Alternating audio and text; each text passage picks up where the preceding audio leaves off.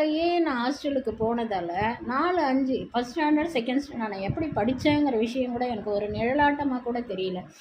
அதுக்கப்புறம் அந்த ஹாஸ்டலில் பார்த்திங்கன்னா சாப்பாடு சொல்லிக்கிற அளவுக்கு இல்லை.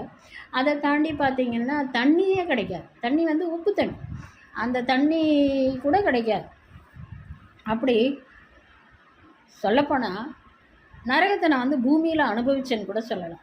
அதே ஹாஸ்டலில் 11th 12th டீச்சர் ட்ரைனிங் அப்படின்னு அங்கேயே படிச்சிருந்தேன்னு வச்சுக்கோங்களேன், என்னுடைய நிலைமை இன்றைக்கி நல்லா இருந்திருக்கும். ஆனால் நான் என்ன பண்ணிட்டேன், இந்த ஹாஸ்டலில் நான் இருக்கவே மாட்டேன் அப்படின்னு சொல்லிட்டு வெளியில் வந்துட்டேன்.